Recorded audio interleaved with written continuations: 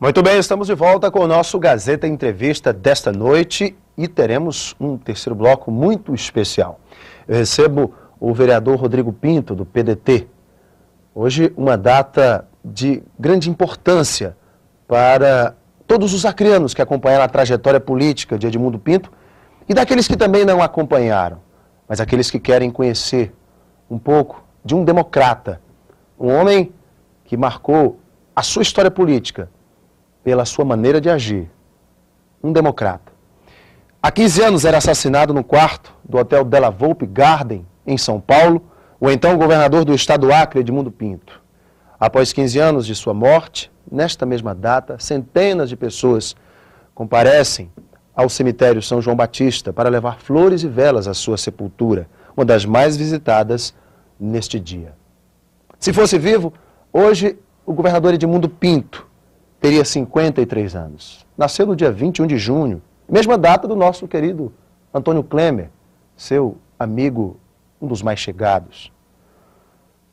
Edmundo Pinto de Almeida Neto era bacharel em Direito pela Universidade Federal do Acre, foi eleito vereador de Rio Branco pelo Partido Democrático Social, o PDS, em 82, deputado estadual em 1986 e governador do Acre em 1990. O governador deixou viúva Fátima Barbosa de Almeida e órfãos Pedro Veras de Almeida Neto, Rodrigo Barbosa de Almeida, o Rodrigo Pinto, e Nuana Naira Barbosa de Almeida. Rodrigo, muito boa noite, prazer te receber aqui no Gazeta Entrevista, tudo bem? Tudo bem, Alan, é um prazer estar aqui, mesmo num momento tão doloroso para a gente, da família, mas estamos aí à disposição de você. Rodrigo, você tinha 12 anos de idade no dia da morte do seu pai. Você era um garoto. Você perdeu o seu exemplo, o seu mantenedor, teu amigo. Mas qual a herança que você hoje recebeu do seu pai que você tenta passar na tua vida política? Alan, é muito difícil falar sobre esse assunto. Meu pai, ele é um exemplo para mim. Eu passei a perceber o quanto que um pai faz falta para um filho quando eu me tornei pai, há 2 anos atrás, da minha primeira filha.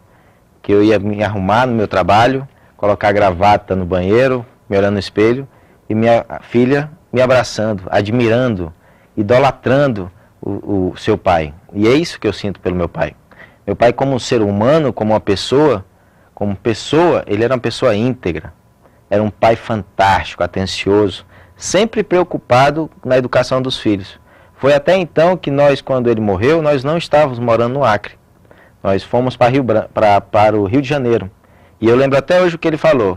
Vocês vão para o Rio de Janeiro estudar, porque eu não quero acostumar meus filhos com as benesses, com a mordomia do poder. Porque o poder é passageiro. E os homens têm que ser grandes durante toda a sua vida.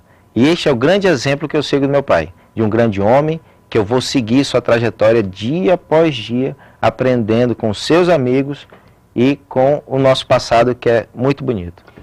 Temos algumas imagens, Rodrigo, que nós vamos utilizar neste momento. Eu gostaria de compartilhar com você algumas dessas histórias, desses momentos na vida do ex-governador Edmundo Pinto. Produção, nós temos um discurso solene, de posse do governador Edmundo, e nós queremos ver agora.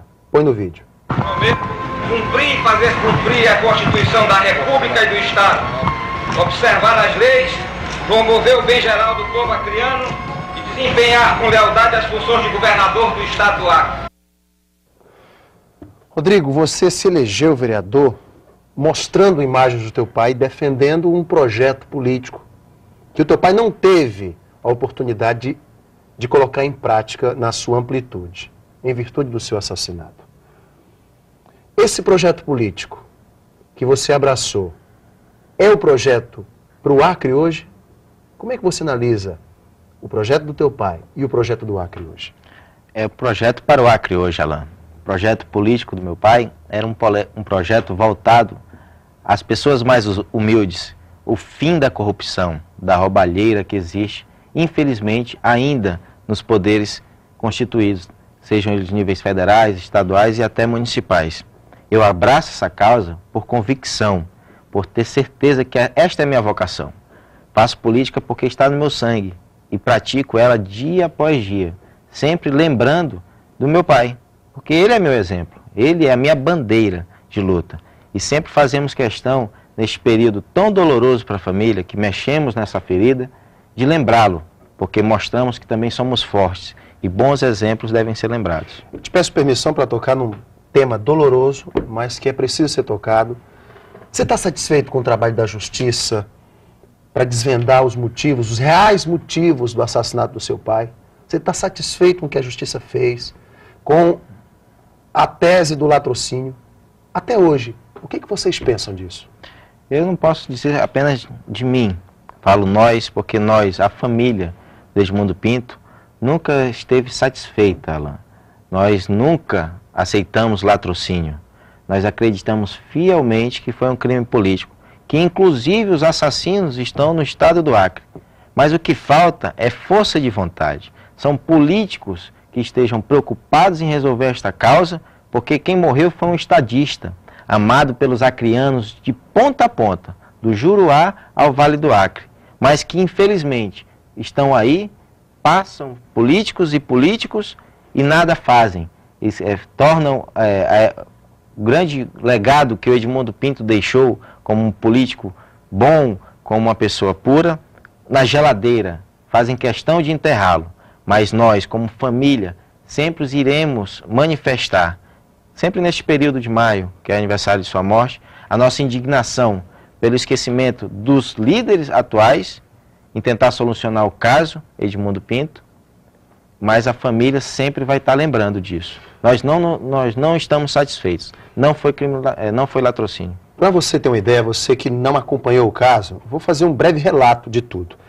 Gilson José dos Santos, um dos acusados de matar o governador Edmundo Pinto, disse na CPI da pistolagem em 2003 que recebera dinheiro para cometer o crime.